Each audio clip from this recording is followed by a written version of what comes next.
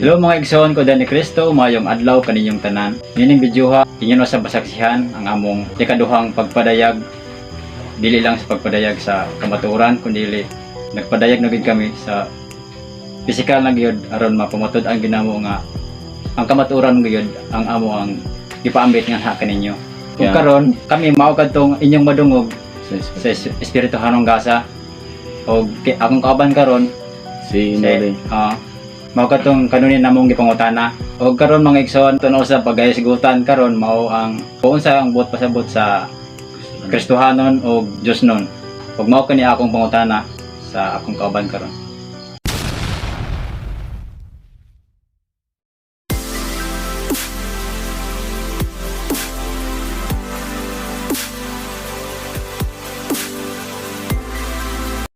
Og naghangyo siya, amahan, natuman na ang balaang ang kasulatan.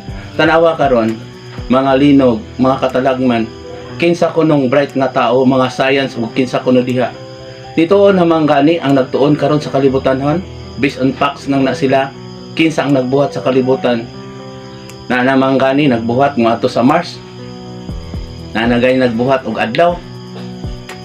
Pangutana, kinsa ba di ang labaw? Who is God? Siya ang nagbuhat kanato.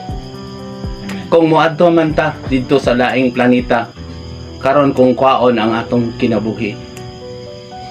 Mangutana ko ninyo, aduna ba'y tao nga nag-edad og 500 ka tuig? Mangutana ko, kinsa kuno'y makadugang og kinabuhi? Naana sa balaang kasulatan, kinsay makadugang og kinabuhi. Hinoon, sultian ko kamo, tuo og salig kita sa Ginoo, mas makadugang siya sa kanabuhi. Kay kung kita magbuhat og sala dinhi sa kalibutan, boy, samara nga nagpatay ta sa atong kaugalingong lawas. Ningon siya, pagbalaan kamo, kinahanglan sunduga ko ninyo, kay banhawon ko kamo sama kanako. Kung mamatay kamo uban kanako, makari kamo uban kanako. Tanawa mahadlok tas kamatayan. Nya mahadlok ra bas kamatayon? Mamatay hinoon. Nya dili mahadlok, madugangan hinoon. Aduna gayoy bag-ong yuta. Tungod sa mga pinili, makubos-kubosan ang mga katalagman. Anana sa balaang kasulatan mao nang kanunay kimi nga nagampo. Dili para sa among kaugalingon, para sa kalibutan. Kung ta ipadayag na gyud sa mga tao nga nagpili-pili. Unsay giingon sa balaang kasulatan? Hukman mo sa inyong mga tinago nga pagpakarong ingnon. Kung tao lang ang muhukom ninyo, mulili mo gamit og mata. Pero unsa man si Kristo, wala pa gani nato nasulti, iya nang nadunggan. Inihap man gani atong buhok, pero usahay magpakarong ingnon ta. Kita po nagawali, nagalingkod po ta sa lingkuran ng pinasinunggan. Unsa man na sa balaang kasulatan, nindot ang atong sunina, apan gisi-gisi. Pamalandong ta, kamo usab nga nahadlok sa Ginoo, o kamong wala nahadlok, kadlokin ninyo ang Diyos. Tanawa ang inyong lawas kung magsakit, mas maayo pagani kamo karon nalipay. Pero tanawa ang sa giingon sa Ginoo. Haron mahimo tang Diyos nun, sunda ang giingon ni Kristo. Unsa man, pagpaubos, pagpasaylo. Unsa yang giingon kanato haron ato kini susi, unsa ang susi? Bulahan katong mga dinaog-daog. Bulahan katong nagahila karon kay mo katawa na niya. O sige, pagkatawa mo, bulahan kamong giingag buang nga magsulti sa balaang kasulatan. Bulahan kamong ana sa ubos. Kay ako ko kamong ipataas. Asa ba di ay si Kristo? Mangutana ko ninyo nag-ingon na nakakita ni Kristo. Asa si Kristo? Anaa ba sa mga taong halangdon? Anaa ba sa mga taong nagagamit kaniya? Kung Diyos nun kita, mapabsana, mahigugmaon sa mga taong nagkinanglan. Manang si Kristo anaa sa labing ubos. Anaa sa mga taong makasasala. Ano man, nagbuhat man siya balao, dili man siya gustong taong daotan nga patyon. Busa kung kamo karon nga naa sa mga daotan o unsa mga binuhatan, ayaw kamo kaguhay. Balik sa Ginoo. Kay mas maayo pa gani kung magdangon mo og mag-antos mo kay ano, butaman ka mo. Ano? Ang uban daghang dadaotan boy tungod kay nabiyaan na sila sa gobyerno. Nabiyaan na sa ginikanan, wala na siya paglaom. Kamo upad pod nga mga batanon ug mga tao nga naa karon na tao sa hayahay. Unang inyong kaugalingon kung diha kamo na tao sa mga taong kabos. Diha kamo na tao sa mga taong wala gyud, wa gyud alamang. Bulahan mo, magibutang mo sa Ginoo nga naa dinha. Pero gamita ang anak kaninyo mahaduol sa Dios. Mao gani sa nag-goal kay ko, kung nagsakit si Chris Mato nakangit ko, Ginoo ipakita nga aduna pay mga paglaom. Kay daga nag-ingon nga nangayo sa Ginoo. Apan mo nag-ingon sa Ginoo sukad wa pagid mo nangayo kanako. Naglibog ta ana boy. Ambot ipasabot. Wala pa kita nangayo. Kay kung nangayo ta, tumano na to ang iyang mga sugo. Diba? Matuman ang imong pagbuot dinhi sa yuta mayon sa langit. Ang anak kung dili matinumanon sa sugo samahan, tagaan ka na boy. Diba? Tagaan na day sa lapi kay samok na kayo. Unya asa si paingon. Natong piyasot ang mga dato sama sa usa ka binhi nga nitugpa sa sampinit. Mga piyasot nga naman kani sa mga naay mga arang-arangan o katupod nga putol og pagtuo ang alang na nitugpa sa bato pag-abot sa mga pagsulay ni bahay din sa Ginoo. Ano Ginoo anong ako man ani naay Ginoo wala malagi ko. Tanawa si Kristo nagmahay ba sa Dios? Tanawa ang mga apostoles nagmahay ba siya ni Kristo? Bisan si Pablo gipatuwari mga apostoles, si Esteban di ba gibuakan sa ulo? Nagmahay ba sa asa naman ka magtutudlo? Wala. Tugod kay gituman niya ang sugo sa Dios. Kamo nagwawali pagbantay mo kay aduna gayoy Dios maningil og mangita sa iyang mga karnero og magpili sa iyang napili. Unsa nag-ingon ni Kristo? Ang akong napili pilion pa kini sa nag-atiman kanako. Bote pasabot daghan niyang gibunyagan Amahan, Anak ug Espiritu Santo. Daghang niangkon nga Kristiyano. Mas maayo pang dili ka maangkon, nagatuman ka sa sugo sa Amahan. Basig nagsalig ta nagkaon tagpan.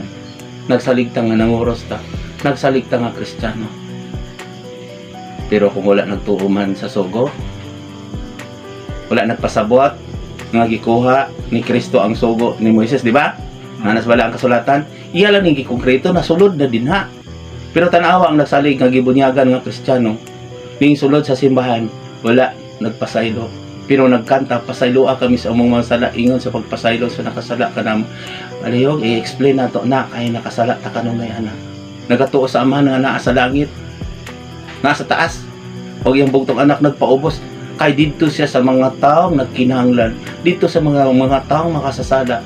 Kay muhatag pa siya pang nangayo pa siya panahon sa Amahan sulod sa pipila ka tuig, 1,000 ka tuig.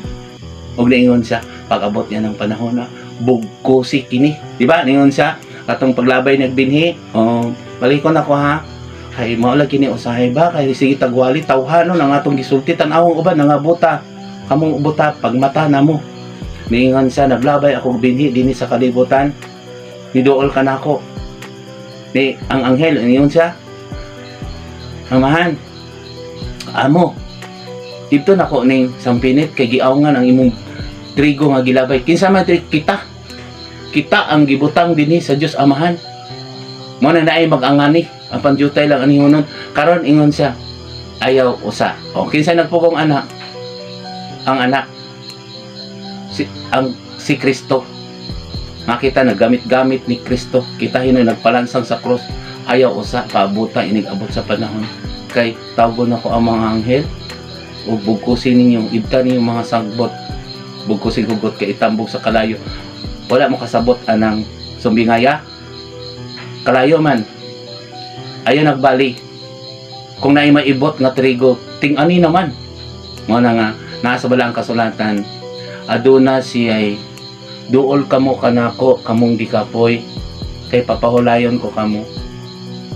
Ano man, gool man ta sa tong pamilya, grabe man ta, palahubog ang bana, o asawa bagibian pasayloa sila ikapoy naman ta kung sa haron maghilak siya tistingan mubiya ang inahan ug amahan tanaw na to ang mga anak dili ba magdangoy-ngoy unya pa bata nga wala na panahon sama usab sa iyang pagbalik unya pa bata magbag-o kamong nag-ingon nga Kristiyano nga kanunay natong gigamit si Kristo pero wala ta nagabuhat siya ang maghukom dili si Kristo gipadala aron maghukom mao sa bang espiritu wala sa gipadala dinhi aron maghukom makigusay lang si Kristo usab nahatag og panahon kinsa maghukom ang pulong di ba ang pulong nahimong tao si Kristo ug nipuyo uban kanato sa pipila 33 ka tuig nagbuhat sa bagong kasabutan ug nahimo na pong pulong ang New Testament ug mobalik na pud siya haron paghukom sa mga buhi ug sa mga minatay kay ang iyang lawas nahimo na pong pulong pinaagi sa iyang pagdaog pagpalansang sa cross gitonglo siya tungod sa tungtong mo na boy ang Kristohanon tato pa good ug bad may paglaom pa ka mo na tanawa dagan naguhali dagan nagamit sa Ginoo tanawa ang binuhatan Kristohanon pero ang pulong Diyos nun dili na ka maigo sa balaod kung nagbuhat ka sa sugo ni Kristo tato pa ang kay Kristo igamit ng nimo ang pangalan nagakaon lang ka sa lawas pero mugawas ra man na sa imong lawas di ba ang mosulod sa baba limpyo na kana mugawas na sa imong lawas pero ang makapahugawa na kanang anaa ka na to ang pagdumot tanaw mga politiko makikita mo hukom mga pari makikita mo hukom nagdumot ta o nagkinanglan ta mga pastor pod kasi sige lang tag wali-wali kay natay pulpito nagbuhat ba tag balaod nga isa ramang balaod ang naa sa balaang kasulatan gibili naman ang Hesus wala karon nga sige mo og debate sa ang Katoliko naguna nay naguna no lahi dili tanan salamat pod sa mga pari nga mahadlokon sa Dios mga pastor nga mahadlokon sa Dios mga tao pod nga buta nga nakasabot ipasa yung tao ninyo maluoy mo sa kalibutan wala nagpasabot nga kami inyong ipasigarbo ako magahangyo ninyo kay kung nakasabot mo kung nahigugma mo sa mga tao gigugma usab kita sa Dios ako wala na ako nagunahuna sa akong kagalingon hinoon kanunay gisulti sa espiritu masunog gid ni tanawang kalibutan karon pamalandong in taon mo kay daghan karon ang kandidato nga nagamit ni Kristo mobalik yun ang amahan mo ang Diyos kaya iya namang giusa siya na pod kay ang espiritu og siya isara ang pulong may maghukom bisan karon ako nga gigamit nangaliw po lang ang espiritu ngadto sa amahan ug gisulti lang nako ang akong nadungog ug nabati ug suginlan ko kamo sultian sa silot sultian sa balaod hubaro nako kaninyo ana-ana sa balaang kasulatan kung magbabasa mo bilib na gid ko ninyo kay ano man pero kung tuiso ninyo kini pagbantay basi maigo mo sa mga minit nga magtutudlo dili ako magluwas maningkamot ta kay mo balik ang anak maggunit og nigo tigumon ang pasi ug ang mga tao ilain sa mga maayo ana-anak sa balaang kasulatan salamat sa imong pangutana boy si Kristo ug si Jesus ang Dios isa laing nagbalik nahimo lang siyang tao sulod sa pinakatuig ug nag-usab sa balaang kasulatan siya ang maghukom kay magsulob naman siya pula balian naman niya ang templo bunala niya ang mga ligi inumdumi pa kayo ha ayang gibilin ang templo sa Diyos ang atong kasing-kasing diin kita nahigugma sa mga taong nagkinahanglan nahigugma sa kaaway nagsulti sa kamatuoran anaa ka nato ang Diyos nga mao si Kristo sa iyang pagbalik. Mangandam kita kay sama siya sa kawatan ug sakitan. Salamat boy. Salamat sa mudawat namo, pero mausab ka ni adto si Noe, si Juan. Pag maigmat lang mo, ana-anay bag-ong kasabutan, ana-ana ang balaang kasulatan. Kani adto wala gani nituo gani sila karon dili pagita mahadlok. Ana-ana mga katalagman, mga kasakitan, mga gira, pagpaubos lang, higugma ang gaway. Salamat kaninyo, salamat po sa kanunay nag kuana mo na dili mo dawat. Salamat po ninyo. Sige lang, maabot ang panahon, wala mang gyoy tao nga makahukom. Hukmi usab ang inyong kaugalingon sibo sa inyong pagbasa sa balaang kasulatan.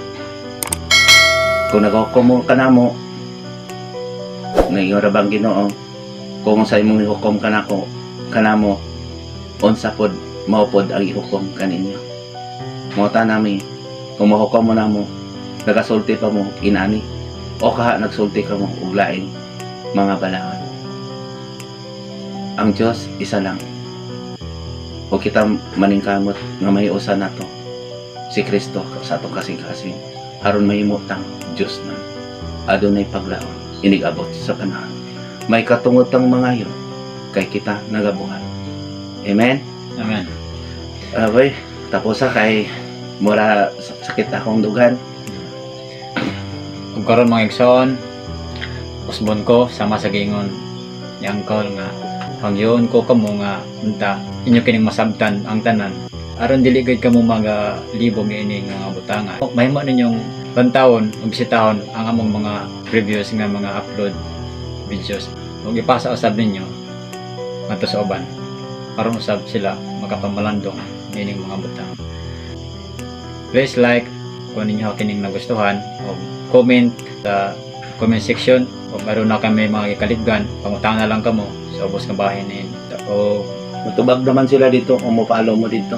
daghang salamat o Lisod na. Lisod morning usahay si Rene Boy nag-vlog kung dili makita. Lisod ang espiritu masulod sa namo. Kay mura magod siya kay lakon. Mao pa na among gibati. No? Kay mura po siyang nag-uol sa iyang mga kaliwat, nag-uol po sa iyang mga amigo. Wala siya nag-uol sa iyang kaugalingon, kundi daghan manggod kaayo ang angay na tong kamalandungan. Ako po ay nako ninyo una na kay maningkamot ko kung dili mo muuban na mo maningkamot ko og mahimo tang Diyos nun ug Kristo. Salamat ug mayong adlaw ug mayong gabi sa uban nga lugar ug mayong adlaw po sa ubang lugar. Palihog. bye-bye. Ang Diyos kadlo ka na to ang Diyos. God bless.